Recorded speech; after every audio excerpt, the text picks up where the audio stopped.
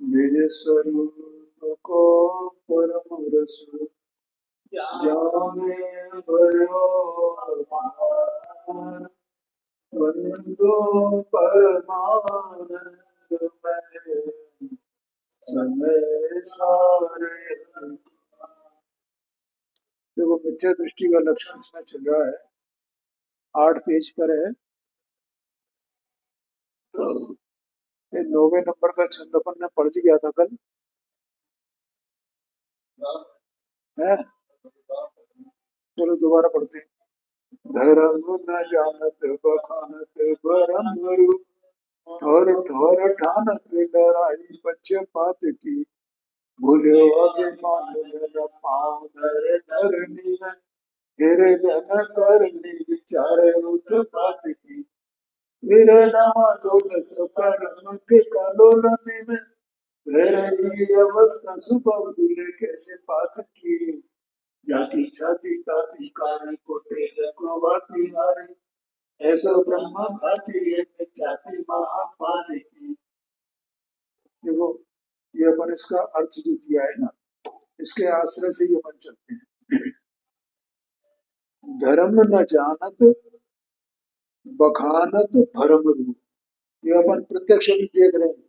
ये 400 साल पहले बात लिखी गई है। धर्म का मर्म तो जो जानते नहीं है, लेकिन उस धर्म का स्वरूप भ्रांति रूप मानते हैं। भ्रांति है धर्म के बारे में, और ऐसा ही बखान करते हैं, माने दूसरों को बताते हैं। पुण्य को उपादेय बताते हैं, पुण्य करने योग्य है, पुण्य करने योग्य। क्रियाकांड में क्रियाकांड से लाभ मानते हैं, बताते हैं। यथार्थ स्वरूप समझते ही नहीं। धर्म न जानत बखानत भरम रूप, और आगे ठोर ठोर ठानत लड़ाई पक्षपात, बिल्कुल सरल है। जगह जगह जगह जगह देखो पक्षपात की लड़ाई कर रहे हैं। हाँ, कोई शांति से मतलब वस्तु स्वरूप को समझने नहीं चाहता। ये लिखा है यहाँ पे 400 साल पहले, आज उसकी नमूने दिखाई दे रहे हैं। हाँ हाँ, भूल्यो अभिमान में,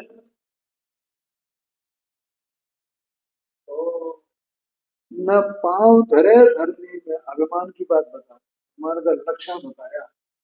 तो धरती पे पांव नहीं रखता, उड़ रहा है, वो समझता है मेरे ही समाज चलाई जमाना चल रहा है। हृदय में करनी विचार है उत्पात की। ये डोडोमल स्मारक ट्रस्ट को डायनामाइट लगा दो, उड़ा दो इसको। करनी, हृदय में करनी विचार है उत्पात। अब उसका अंदर में हृदय कैसा होगा उस व्यक्ति का, जो इस प्रकार के परिणाम रखता है।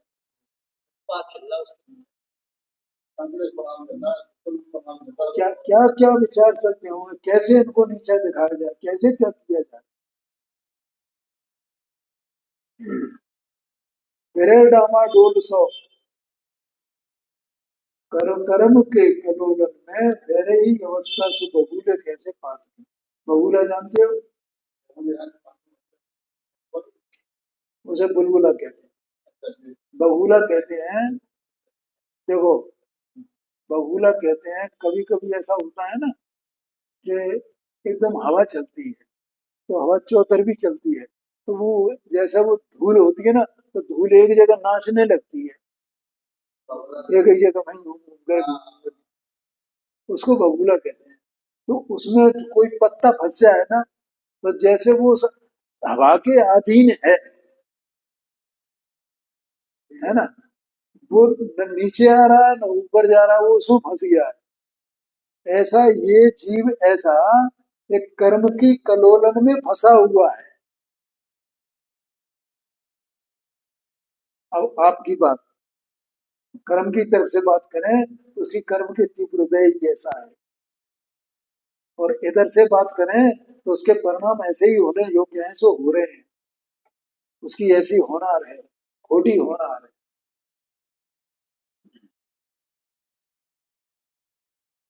ख्याल रहा है ना, तो ऐसे उसको विचार आते।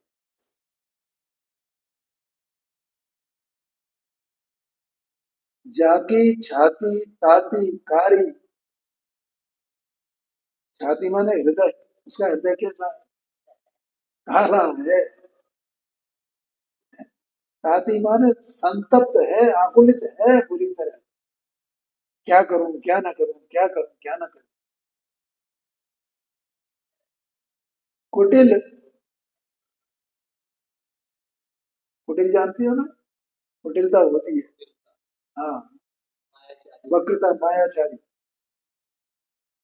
कुवाती माने बुरे बोल बोलने वाला।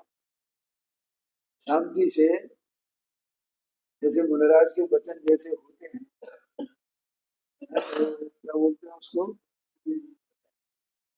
भाषा संगति, है ना।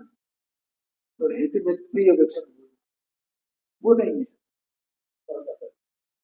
कुवादी है, बुरे वचन बोलने वाले। कुवाती भारी, ऐसो ब्रह्म घाती,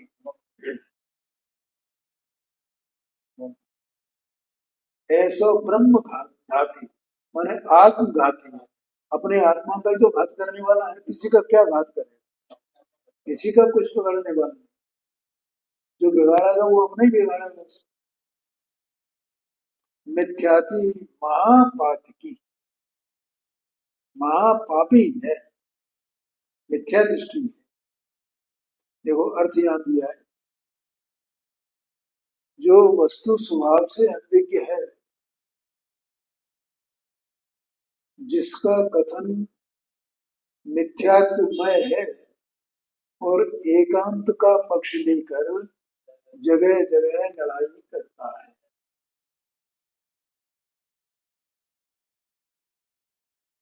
अपने मिथ्या ज्ञान के अहंकार में भूल कर धरती पर पांव नहीं टिकाता, चित्त में उपद्रव ही सोचता है। कर्म के झकोरों से संसार में डामाडोल हुआ फिरता है, अर्थात विश्राम नहीं पाता, स्थिरता नहीं पाता, अशांत चित्त है। सो ऐसी दशा हो रही है जैसे बगरूड़ में पत्ता उड़ता फिरता है।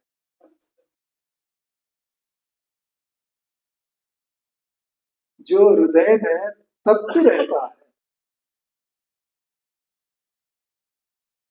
लोभ से मलिन रहता है, माया से कुटिल रहता है, मान से बड़े कुबोल बोलता है।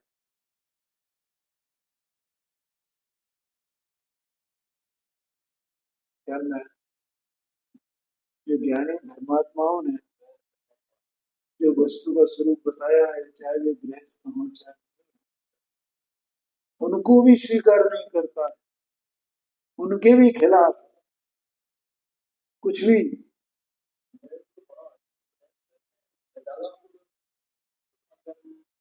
भाई क्या है, वो बदलने की नहीं है, तो वो जो कुछ भी है वो क्या करना उससे, उसे अपने कोई मतलब नहीं है। तो वो सब भैया इसमें सब आ गया, क्या करना। ऐसा आत्मघाती और महापापी मिथ्यात्व होता है।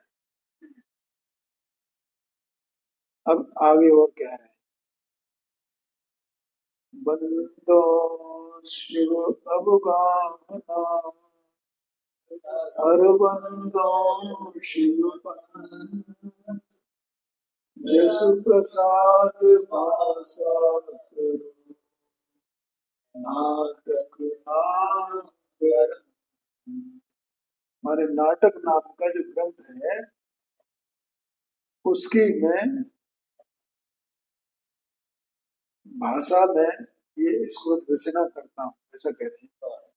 बंदो शिव अवगाहन, अर्थात मोक्ष में जितनी अनंत जीव राशि है, सिद्ध दशा को प्राप्त है, उन सिद्ध भगवंतों को नमस्कार करता हूँ और बंदो शिव पंथ और मोक्ष मार्ग को, साधक जीवों को, मुनिराजों को नमस्कार करता हूँ। ऐसा है, अर्थ है मैं सिद्ध भगवान को और मोक्ष मार्ग माने रत्नत्रय को नमस्कार करता हूँ, जिसके प्रसाद से देश भाषा में नाटक समय सार ग्रंथ रचता हूँ।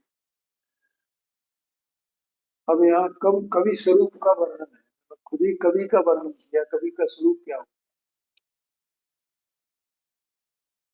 चेतन रूप अनुभव मूर्ति सिद्ध समान सदा मोह मातम आतम रंग कियो पर संग मातम ज्ञान कला उपजियव मोह कहो गुण नाटक पचासु प्रसाद साधे सिंगार देह में ठहरो वास वसे। अर्थ है मेरा स्वरूप सदैव चैतन्य स्वरूप उपमा रहित निराकार सिद्ध सदृश है। मन में कौन वस्तु हूँ, पहले तो ये बता। मैं सिद्ध समान मेरा स्वरूप है, ये अपना जो परमार्थ स्वभाव है ना, द्रव्य स्वभाव है ना, उसकी चर्चा है। परंतु मोह के अंधकार का संग करने से मैंने मोह का संग किया है, मिथ्यात्व का संग किया है, राग का संग किया है, द्वेष का, राग द्वेष मोह ये सब क्या है, ये तो अंधकार है और ज्ञान प्रकाश है। ठीक है, तो मैंने किसका संग किया कि राग द्वेष मोह का संग किया, अर्थात कर्मोदय जन्म में मेरी परिणति में जो विकार हुआ उस विकार को मैंने अपनाया, अपने स्वभाव को नहीं अपनाया। मैंने किसको अपनाया,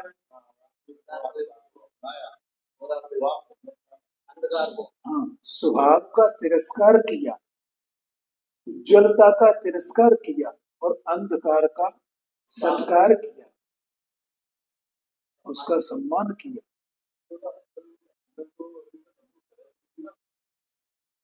नहीं, पर अभी तक यही तो किया है ना, नहीं खबर थी तो यही तो किया ना।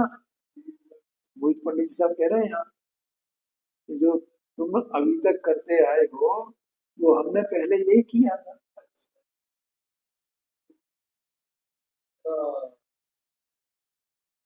तो संग करने से अंधा बन रहा था, अब मुझे ज्ञान ज्योति प्रकट हुई और मेरा अंधकार, अज्ञान रूपी अंधकार नष्ट हो गया है। मैंने उस राग का, विभाव भाव का, विकार का संग करना छोड़ दिया है, क्योंकि अब मैं ज्ञान हो गया हूं।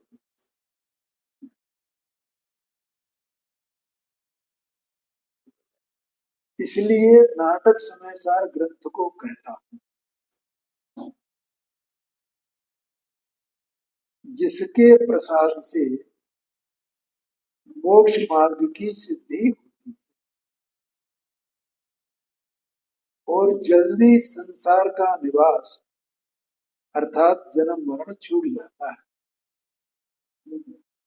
संसार का निवास जल्दी छूट जाता है, कैसे, मोक्ष मार्ग की सिद्धि होने से। मोक्ष मार्ग की सिद्धि होना मन सम्यक दर्शन ज्ञान चारित्र की सिद्धि। ठीक है, 10 पेज पर है और 12 नंबर का छंद तब स्वाध्याय में चलेगा।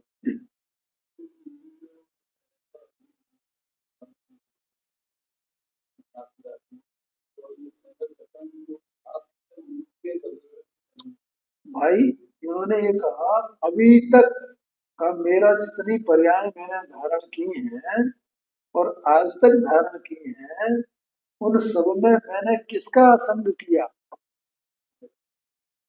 अनादि से,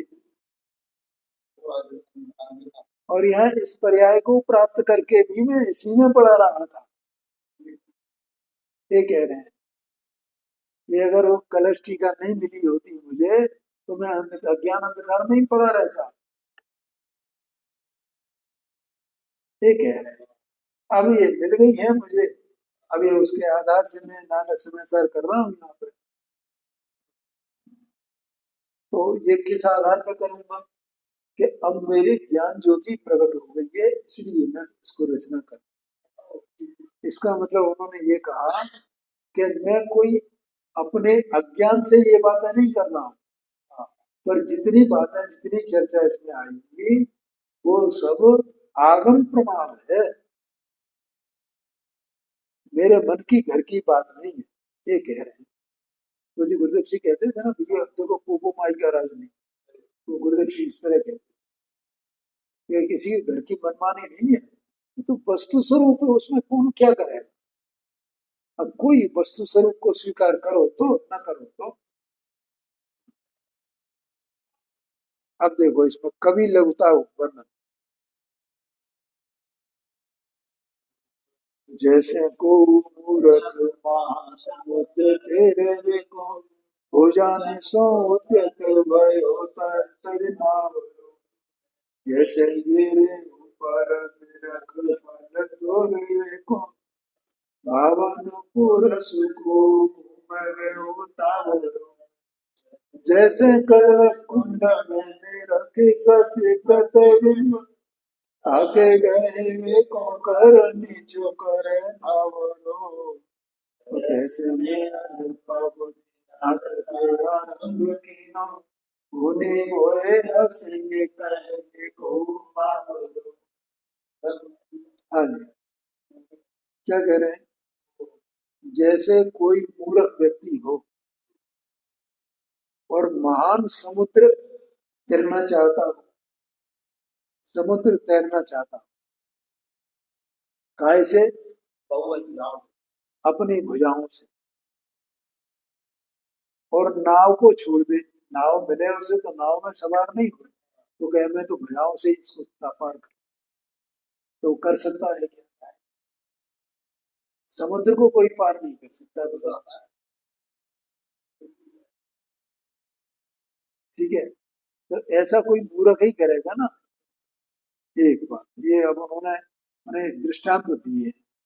अब दूसरा है हाँ, जैसे कि ऊपर माने पर्वत के ऊपर कोई वृक्ष का फल लगा हो और कोई बौना आदमी हो 2 फुट का 2.5 फुट का,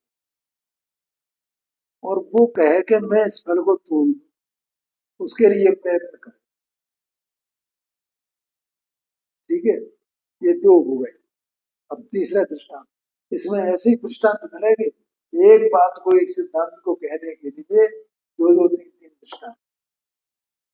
अब तीसरा, जलकुंड में निरखे शशि प्रतिबिंब, चंद्रमा का बिंब देख करके और वो उसको यो उसमें से चंद्रमा को प्राप्त करना चाहे तो उसमें से कैसे हो जाएगा चंद्रमा की प्राप्ति।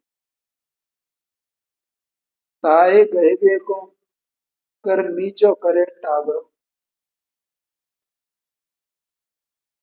टावर माने बालक, तो बालक उसको ग्रहण करने के लिए वो ये समझे इसमें वो है ये मिल जाएगा मेरी हाथ में आ जाएगा, लेकिन वो कैसे आएगा। तैसे ही मैं अल्प बुद्धि, मेरी बुद्धि अल्प है, माने जैसे भुजाओं में इतनी दम नहीं है कि वो समुद्र को पार सके, ऐसे मेरी बुद्धि का इतना बल नहीं है कि मैं इस ग्रंथ की रचना कर सकूं, इस समय सार के स्वरूप को बता सकूं, ऐसा कहते। जैसे कोई वो नाटा कद का आदमी वो उसको वृक्ष के फल को तोड़ने का उद्यत हो है, तो ऐसे ही मैं बहुत मेरी बुद्धि नाटी है, अल्प है, और वो उस वृक्ष के फल की तरह पहाड़ पे लगा हुआ नाटक ये जो मैं बनाना चाहता हूँ, तो मैं उसको कैसे प्राप्त करूं। और जैसे वो कुंड में वो चंद्रमा का प्रतिबिंब पड़ रहा हुआ है, तो जैसे वो ऐसे वो अपनी कल्पना में ऐसा मानता है कि मैं इसको प्राप्त कर लूं। ऐसे ही भैया मैंने ये कल्पना की है, ये तो मेरी कोरी कल्पना जैसी है, ये वास्तविकता नहीं है, क्योंकि मेरी इतनी बुद्धि है। ऐसे में अल्प बुद्धि, जैसे वो बालक है ना अल्प बुद्धि वाला, ऐसे में अल्प बुद्धि वाला ये नाटक का आरंभ कर रहा हूं मैं। आरंभ माने नहीं, आरंभ माने समारंभ, समारंभ आरंभ वाला। तो समारंभ समारंभ आरंभ ये भी तो सब विकल्प है ना, माने उसका विचार करना, वो विकल्प आना कि मुझे ये कार्य करना, फिर उसकी सामग्री जुटाना, वो समारंभ, फिर उसको क्रियान्वयन करने के लिए उसके आगे कार्य को बढ़ाना, इसका नाम है। तो मैं उसका अब आरंभ करता हूँ।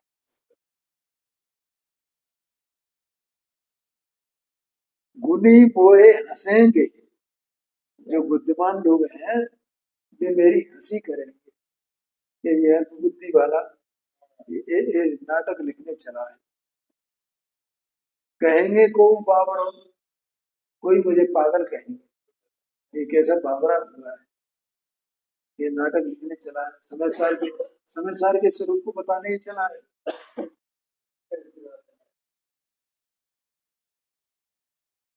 तो अब इसको अर्थ पढ़ने की जरूरत नहीं है, आगे अपन अगला छंद है इसी में, इसी विषय में है वो।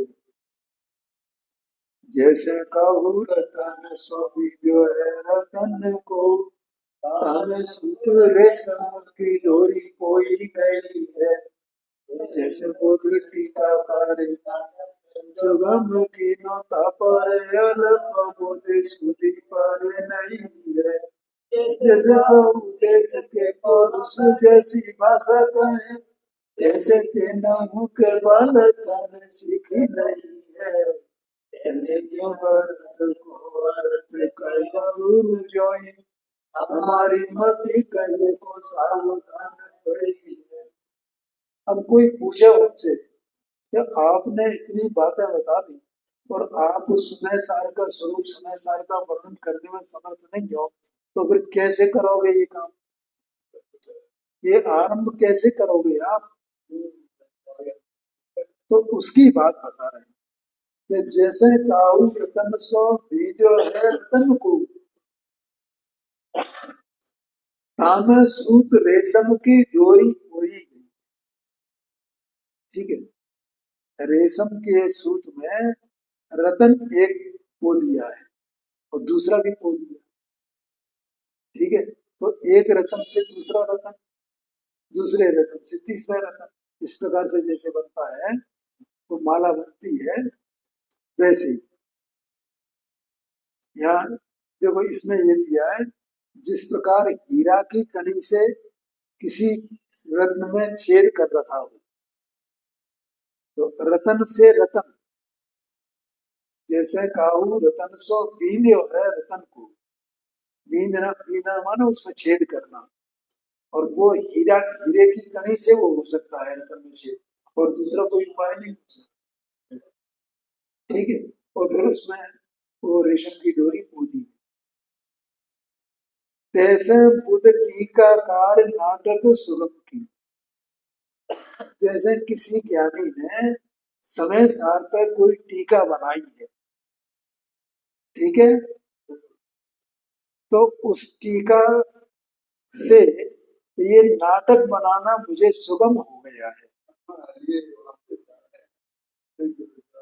जैसे हीरा की कनी से उस रतन में छेद किया जा सकता है, ऐसे उस टीका के आधार से किसी ज्ञानी ने बनाई है, उसके आधार से मैं ये नाटक बनाना मेरा सुगम हो गया। तापर अलप बुद्धि सूधी पर नहीं है, कि ये मेरी जो अल्प बुद्धि है ये उसमें सुई की तरह काम कर रही है।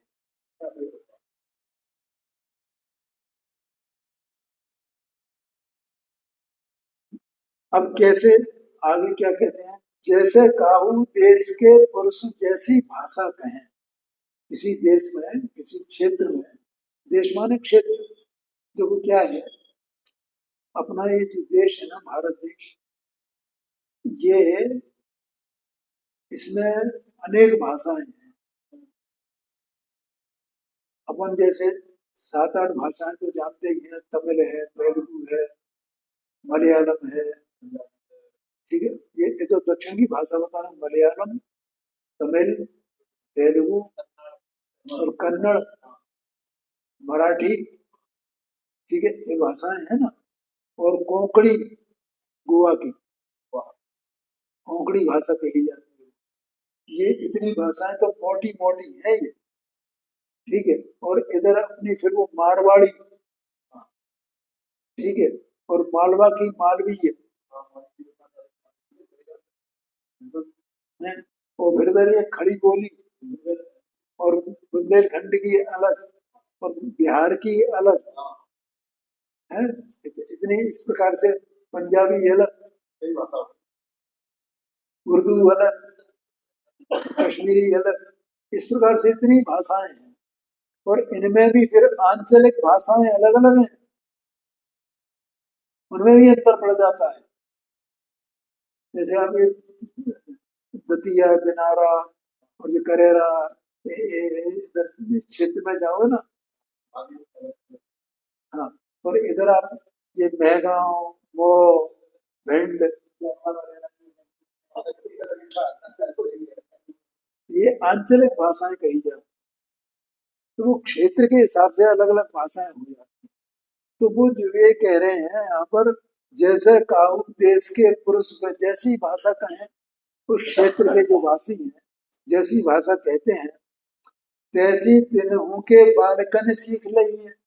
तो उनके बालक भी वही भाषा सीख जाते हैं कि नहीं सीख जाते? वहां के जो बालक हैं वो भाषा वो सीख जाते हैं। अब मेरे वो बेटी के बच्चे दोनों वहां जब पुणे में पहुंच गए, यहाँ से 2011 में गए थे, तो स्कूल में पढ़ते थे। अब स्कूल में बच्चे आपस में सब महाराष्ट्रियन बोलते थे, तो वे भी उनसे महाराष्ट्रियन बोलना सीख गए, और मेरी बेटी आज तक नहीं सीख पाई महाराष्ट्रियन भाषा। और वो उनके संग में रहते थे तो सीख गए, क्यों, वो उसी भाषा को बोलते थे।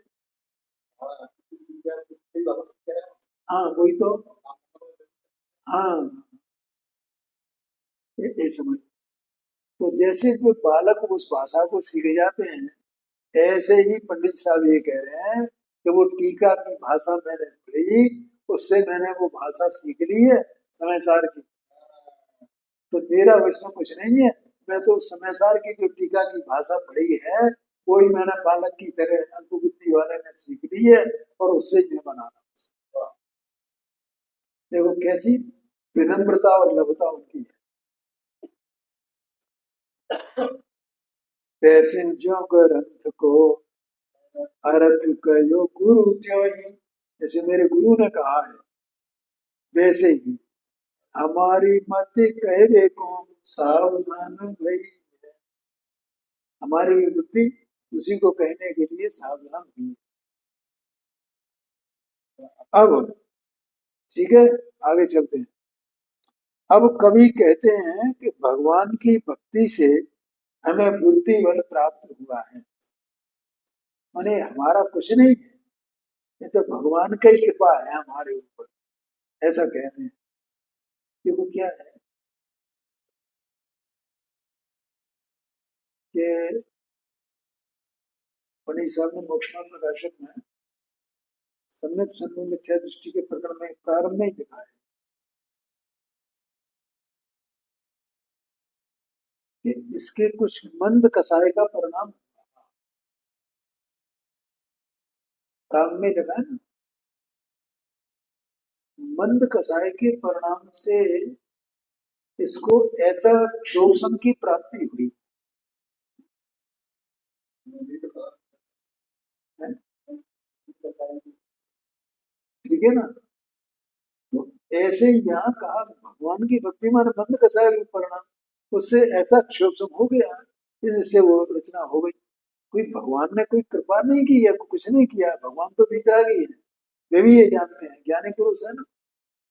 कोई ये कहेगा नहीं भैया तो उन्हें तो भी ऐसा लगती है ना, भगवान की कृपा से ऐसा होता है, भगवान की भक्ति से ऐसा। तो भक्ति का परिणाम है, वो कसाई की मंदता रूप है, उसको बताने के लिए संकेतक के रूप में उन्होंने भगवान की भक्ति का नाम दिया।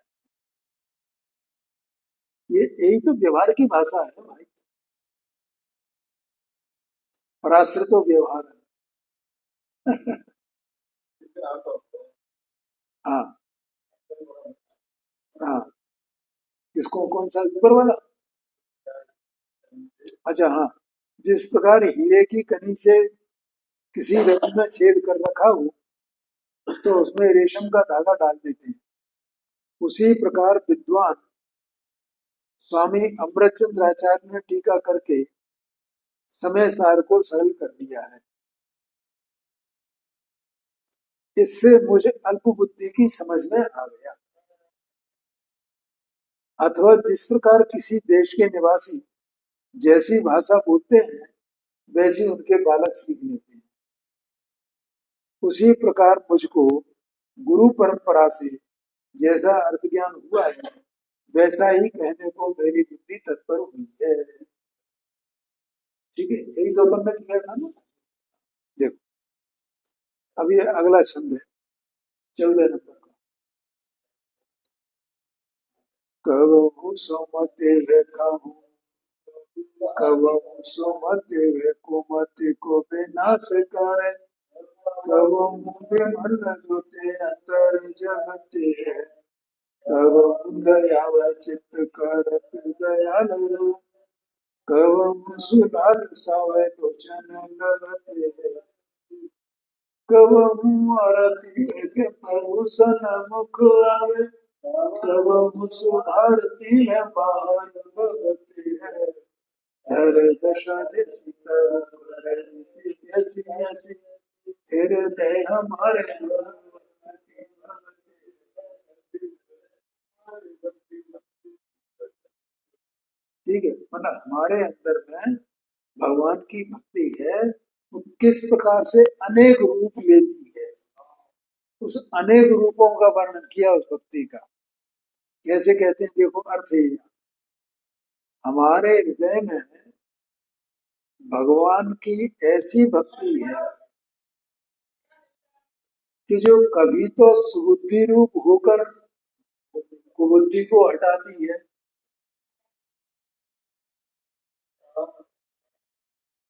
कभी निर्मल ज्योति होकर हृदय में प्रकाश डालती है भगवान की भक्ति, कभी दयालु होकर चित्त को दयालु बनाती है भक्ति, कभी अनुभव की पिपासा रूप होकर नेत्रों को स्थिर करती है, मन चित्त को स्थिर करती है, कभी आरती रूप होकर प्रभु के सन्मुख आती है, कभी सुंदर वचनों में स्तोत्र बोलती है, जब जैसी अवस्था होती है तब ऐसी क्रिया करती है। ये भक्ति का स्वरूप है।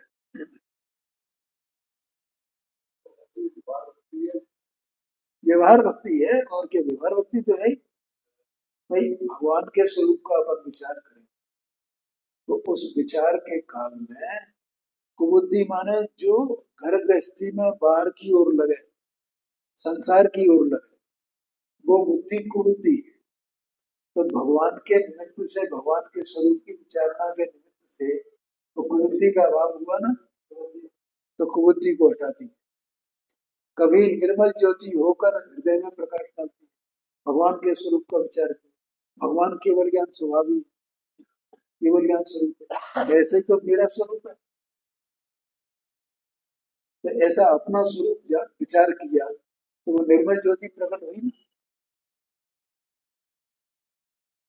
कभी दयालु होकर चित्त को दयालु करती है। भगवान जो है वो वीतरागी है ना, वो वीतरागियों भगवान की परिणति में अनंत क्षमा भाव है, क्योंकि वे क्षमा के सागर है ना, क्योंकि स्वभाव ही क्षमा स्वरूप है। तो जैसे उनको ज्ञान स्वभाव आत्मा का है तो अनंत ज्ञान प्रकट हो गया है ना, ऐसी उन्हें अनंत क्षमा है कि नहीं? ऐसे उनके क्षमा की तरफ से विचार करता हूं तो उनके क्रोध का रंच मात्र भी एक कणका भी नहीं उनकी परिणति में। तो ऐसे मुझमें दयालुता प्रकट होती है, तो मुझे भी दूसरों के प्रति क्रोधाधिक भाव नहीं करने चाहिए, भगवान के स्वरूप को विचार।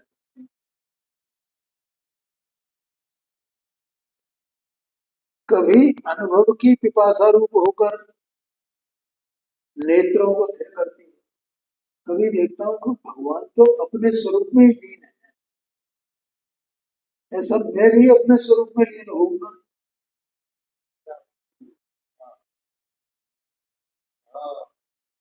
ये भक्ति है।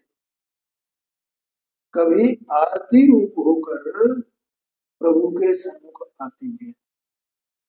आरती रूप होकर माने कभी अपना संसार का दुख याद आता है, तब भगवान के स्वरूप सामने आता हूँ कि भगवान ने अपना दुख कैसे दूर किया। पहले इनकी वैसी अवस्था थी ना जैसी वर्तमान में मेरी अवस्था,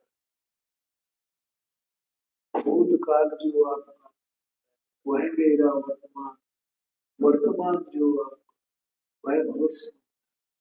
ये आपका, हाँ जी, ये आरती का शब्द, ठीक है। आर्त माने दुख, अपने दुख को याद कर। भगवान उस दुख से मुक्त हुए हैं, उनके सामने अपने दुख को बताना। उसमें जो सकल ये वाली स्तुति है ना, उसमें लिखा ना, उचरू निज दुख जो चिरला। हे भगवान, मैं आपके सामने अपना दुख कहता हूँ जो मेरा अनाद से चला आया है। क्या दुख है? हाँ जी, उचरो निज दुख जो चिरला, मैं भ्रम्यो अपन को विसरिया, अपनाए विधि फल पुण्य पा। मन में अपने स्वभाव को नहीं अपनाया, कर्म के फल जो पुण्य और पाप उनको मैंने अपना किया। ये मेरा दुख है। पुण्य और पाप के उदय में जो फल मिला वो मेरा दुख नहीं है, लेकिन उस पुण्य पाप के फलों को मैंने अपना माना, ये मेरा दुख है। ठीक है। तो इस प्रकार आरती रूप होकर प्रभु के सन्मुख आती है, कभी सुंदर वचनों में स्तोत्र बोलती है। जब जैसी अवस्था होती है तब वैसी क्रिया करती है। इस प्रकार से यहाँ ये हुई है। समय भी अपना हो गया है, बल्कि वो 9:15 बज गए।